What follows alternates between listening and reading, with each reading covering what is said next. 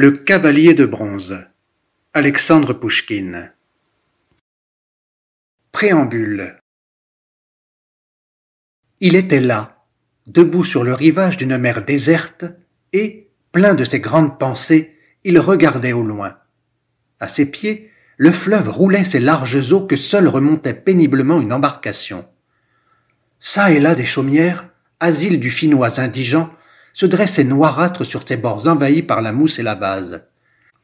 Et la forêt impénétrable aux rayons d'un soleil voilé de brume étendait sa rumeur alentour. Il se disait « D'ici, nous menacerons le Suédois. Une ville y sera bâtie malgré nos orgueilleux voisins.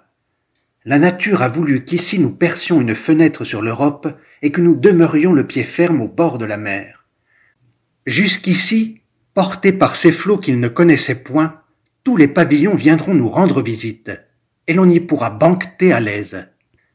Il s'écoula 100 ans, et la cité nouvelle, émerveillement et prodige du pays des nuits blanches, issue des forêts obscures, des profondeurs du marécage, s'élève dans toute sa pompe et sa magnificence. Là même où jadis le pêcheur finnois, triste rejeton de la nature, seul près de ses bords plats jetait son antique filet au sein des eaux inexplorées, c'est là qu'au long des quais animés se pressent aujourd'hui les nobles masses des palais et des tours. Les navires de tous les coins de la terre accourent en foule à ces riches bassins. La Neva s'est revêtue de granit, les ponts enjambent les canaux, de verts jardins ombragent ces îles, et devant la nouvelle capitale, Moscou, l'ancienne s'est effacée comme une veuve en deuil devant la jeune souveraine. Je t'aime, ô création du génie de pierre. J'aime ton profil noble et sévère, le cours majestueux de la Neva, le granit des quais, les grilles de fer de tes jardins, le clair-obscur de tes nuits méditatives, cette lumineuse absence de lune, alors que dans ma chambre j'écris sans lampe et que les maisons endormies des avenues désertes sont visibles. Éclaire l'aiguille de l'amirauté, que répudiant toute ombre au ciel doré, le crépuscule du matin a vite fait de remplacer l'autre et n'accorde qu'une demi-heure à la nuit. J'aime l'air immobile et le gel de ton cruel hiver, les courses en traîneau le long de cette ample Neva, les joues des jeunes filles plus roses que les roses, et le faste, la rumeur, le caquet de tes balles, et dans les dîners de garçons, le vin mousseux qui pétille dans les verres, et la flamme bleue du punch. J'aime la vive allure des parades militaires sur notre champ de Mars, la monotone beauté des fantassins et de la cavalerie alignée. Par-dessus tout ce beau déploiement, on doit les haillons de leurs drapeaux victorieux, rutiles les cimiers de cuivre que la mitraille a transpercés dans les combats. J'aime, ô capitale guerrière, la fumée et le tonnerre jaillis de tes forts, quand la souveraine du pays des nuits blanches vient de donner un fils à la maison impériale, ou que la Russie de nouveau célèbre une victoire sur ses ennemis, ou qu'achevant de rompre ses glaces azurées, la Neva les roule à la mer, et, grosse du pressentiment des jours printaniers, tout entière exulte. Prodigue ta splendeur, cité de pierre, et sois inébranlable autant que la Russie. Les éléments vaincus sauront avec toi vivre en paix. Que les flots de la Finlande oublient l'hostilité d'un temps et leur antique servage, qu'ils n'aillent point dans leur rage inutile troubler ce rêve éternel de pierre. Il y eut des jours affreux dont le souvenir est de fraîche date.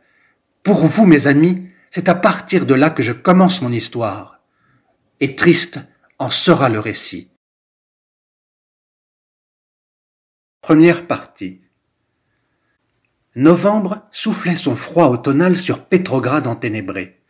La Neva, comme un fiévreux qui se débat dans son lit, ruait, éclaboussant avec fracas le bord de ses parapets. Il était déjà nuit close. La pluie avec rage fouettait les vitres et le vent ululait plaintif. Un jeune homme, à cette heure-là, rentrait chez lui d'une soirée. Eugène, ainsi appellerons-nous notre héros. Ce prénom sonne agréablement, et depuis longtemps ma plume l'a pris pour ainsi dire en amitié. Peu nous importe son nom, bien qu'il ait brillé peut-être à l'époque et sous la plume de Karamzine fait du bruit dans les annales de famille. Mais de nos jours, il est oublié du monde et de la rumeur publique. Notre héros vit à Kolomna, remplissant je ne sais trop quelle fonction, évite les notabilités, ne regrette ni sa chair défunte, ni le bon vieux temps. Or donc, Eugène rentrait chez lui, secoua son manteau, se dévêtit, se coucha. Mais de longtemps il ne put dormir, hanté par maintes réflexions. À quoi pensait Eugène?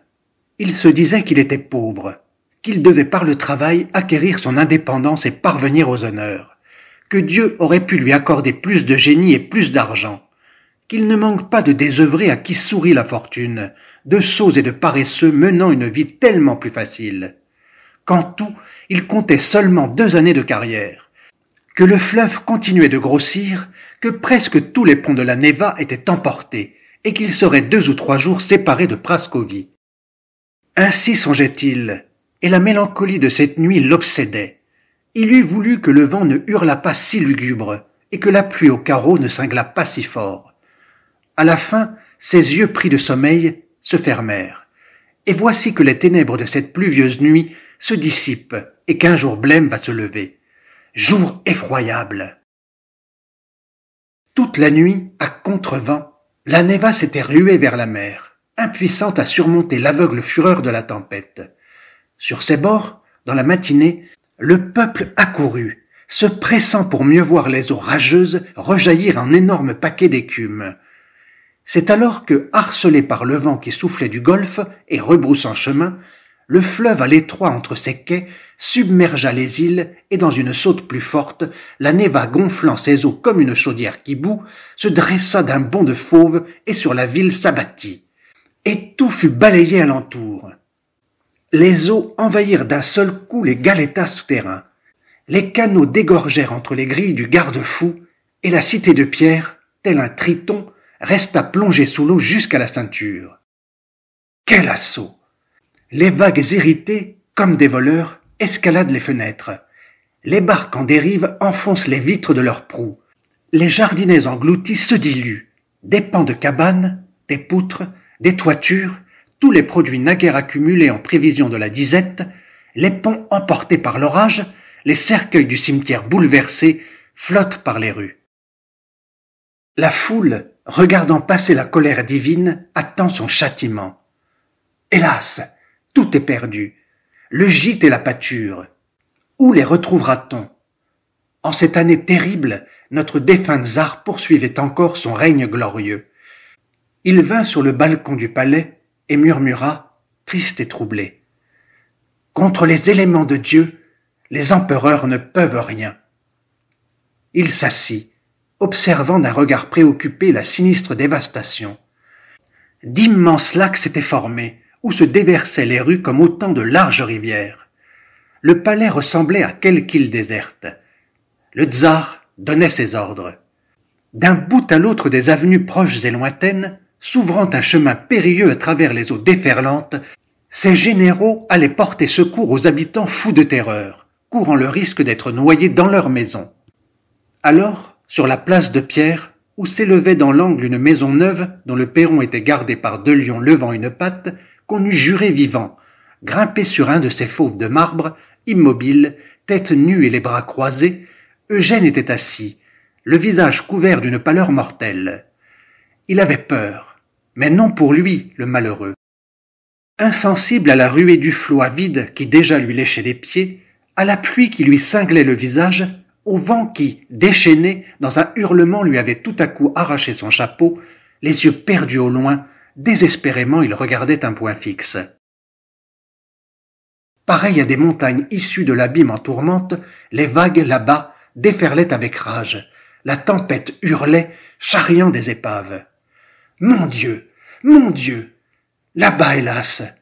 À côté du ressac, presque au bord même du golfe, une clôture en bois blanc avec un saule et une vieille maisonnette. C'était là que vivaient une veuve et sa fille, Prascovie, le rêve d'Eugène. Dort-il en ce moment où toute notre vie n'est-elle qu'un vain songe, une dérision du sort, ici-bas?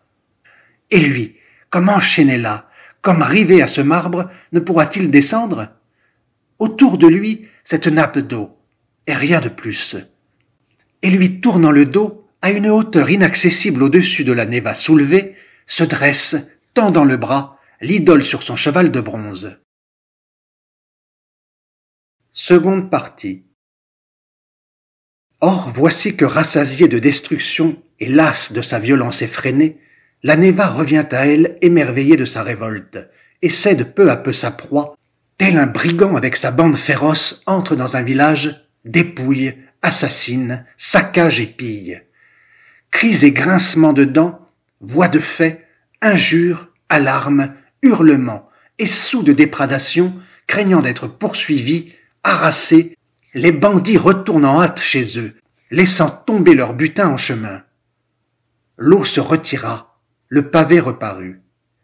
Notre Eugène, le cœur étreint par l'angoisse, plein d'espoir, de crainte et de tristesse, court vers le fleuve qui vient à peine de se calmer. Mais, ivres encore de leur triomphe, les ondes bouillonnaient furieusement comme si le feu couvait sous elles. Une écume les couvrait encore tel un cheval revenant de la bataille. Eugène regarde. Ses yeux découvrent une barque, il y court, elle le batelier, et le batelier qui chômait le conduit volontiers pour quelques liards à travers les terribles vagues. Longtemps, guidée par le rameur, l'embarcation lutte contre les flots orageux, et plus d'une fois risque de sombrer dans l'abîme qu'ils entr'ouvrent. À la fin, elle atteint le rivage. L'infortuné, par une rue bien connue, se dirige en courant vers un lieu non moins familier. Spectacle horrible! Il n'en peut croire ses yeux. Tout est devant lui bouleversé, démoli, balayé. Des maisons informes s'affaissent, d'autres sont rasées, complètement, ou bien emportées par les vagues. Alentour, comme sur un champ de bataille, gisent des cadavres. Eugène, perdant la tête, pris d'une angoisse mortelle, s'élance vers le lieu où son destin l'attend et doit comme sceller sa vie à tout jamais. Déjà, il gagne le faubourg. Voici le golfe. La maison est toute proche. Mais qu'est-ce que cela? Il s'arrête, retourne en arrière et revient. Il regarde, va, cherche encore des yeux. Voici l'endroit où s'élevait la maison. Voici le saule. Et la porte, elle était ici. Les vagues sans doute l'ont emportée. Où donc est la demeure? Et saisi d'un trouble grandissant, il tourne et tourne en rond, se parle tout haut à lui-même, et soudain, frappant de sa main son front, il éclate de rire. L'obscurité nocturne descendit sur la ville toute tremblante, mais de longtemps, la population ne put s'endormir. On causait entre soi de la journée qui venait de s'écouler. Le matin, hors de la traînée pâle des nuages, un rayon vint briller sur la paisible capitale où déjà il ne trouvait plus trace du désastre de la veille. Une splendeur pourpre avait couvert ce deuil. La vie reprenait son cours. Par les rues déblayées, la population déambulait avec son indifférence coutumière. Une armée de fonctionnaires abandonnant leur gîte d'une nuit se rendait au bureau. Sans perdre un instant, le mercantier rouvrait boutique dans les sous-sols dévastés par la Neva, prêt à s'indemniser largement sur le prochain. On tirait les canaux hors des cours. Le comte Vorstov, poète chéri des muses, déjà célébrait en vers immortels le malheur des riverains de la Neva. Mais lui, mon pauvre Eugène, hélas, son esprit désemparé n'avait pu résister à la terrible secousse. La grondante rumeur de la Neva et du vent retentissait à ses oreilles. En proie à de funestes pensées, il s'était éloigné sans mot dire. Une semaine, un mois s'écoula sans qu'il eût regagné son logis. Dès que le terme échut, sa chambre vide fut louée par le logeur à quelques barbouilleurs de verre. Eugène ne vint pas réclamer ses objets. Il était bientôt devenu étranger au monde réel. Tout le jour, il errait à pied et couchait sur le bas-port. Il se nourrissait de ce qu'on lui tendait par les soupiraux. Les vieilles hardes sur son corps tombaient en haillons pourrissants. Les gamins des rues lui jetaient des pierres au passage. Plus d'une fois, le fouet d'un cocher l'avait cinglé à toute volée parce qu'il ne tenait jamais sa droite. Il semblait du reste n'y prêter aucune attention. Le tumulte intérieur de ses pensées le rendait sourd, et c'est ainsi que, ni homme ni bête, ni vivant ni mort, il achevait de traîner sa misérable existence. Une nuit, il dormait au bord de la Neva. Les jours d'été penchaient vers l'automne. Un vent lugubre soufflait, de noirs paquets d'eau s'abattaient sur le bas-port dans un éclaboussement d'écume, au long des marches glissantes. Le pauvre hère ouvrit les yeux. Tout était sombre.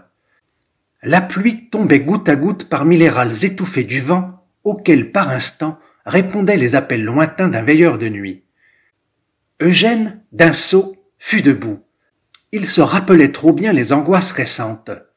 Il reprit son vagabondage et soudain s'arrêta. Longtemps, il promena son regard alentour avec une expression d'effroi sur son visage. Il se trouvait alors sous le péristyle d'une grande maison. Des lions, la patte levée, qui paraissaient vivants, montaient la garde sur le perron. Et juste en face, là-haut dans le noir, le géant trônait sur son cheval de bronze. Eugène eut un frisson. Les idées se précisaient en lui sous un jour terrible. Il revoyait la scène où le déluge avait eu lieu, où les ondes ameutées se pressaient comme pour l'engloutir, les lions et la place, et celui dont le chef d'airain s'érigeait immobile dans les ténèbres, et dont la volonté fatale avait créé cette ville sur la mer. Terrible est son aspect à travers l'ombre qui l'environne. Sous l'ample front, quelle pensée et quelle force ramassée en ses membres, et dans son coursier, quelle ardeur! Où ton galop te porte-t-il, cheval superbe? Où ton sabot ira-t-il s'abattre? Ô maître puissant du destin! N'est-ce pas ainsi qu'au-dessus de l'abîme, tout en haut, sous le frein d'acier, tu fis cabrer la Russie? Le pauvre dément, devant le piédestal de l'idole, contemplait hagard le souverain de la moitié du globe. La poitrine oppressée, heurtant du front les barreaux, ses yeux fouillaient l'obscurité. Un froid circula dans ses veines. Il frémit et d'un air tragique s'arrêta devant la hautaine idole. Grinçant des dents et le poing levé, comme en proie à son funeste ressentiment, il murmura d'une voix qui tremblait de fureur. « À nous deux, faiseurs de prodiges, c'est moi qui… » Et tout à coup, il s'élança dans une fuite éperdue. Il lui avait semblé que le visage du terrible despote, enflammé de colère, s'était retourné lentement. Et de courir à travers la place déserte, entendant sur ses pas, où serait-ce le bruit du tonnerre, un lourd galop qui martèle les pavés ébranlés. Sous un blême rayon de lune, allongeant le bras tout là-haut, le cavalier de bronze est à ses trousses dans une chevauchée retentissante. Et toute la nuit, où que l'insensé dirige ses pas, derrière lui, partout, le cavalier de bronze est là qui le poursuit de ses pesantes foulées. À partir de ce jour, quand il devait traverser la place, un désarroi se peignait sur ses traits. Sa main se crispait sur sa poitrine comme pour étouffer un gémissement. D'un geste, il découvrait son front et, baissant humblement la tête, passait au large. On voit près de la rive un îlot. Parfois, des pêcheurs attardés y viennent amarrer leurs filets et préparer un repas frugal. Ou bien, se promenant le dimanche en bateau, c'est un bureaucrate qui visite cette île solitaire. Pas un brin d'herbe n'y pousse. L'inondation en se jouant a fait échouer là une vieille chaumine. Elle restait sur l'eau comme un arbuste noirâtre. Au printemps, on l'emmena sur une barque. Elle était vide et toute démolie. Près du seuil, on découvrit mon pauvre dément, et l'on enterra son cadavre, loué soit Dieu, à cet endroit même.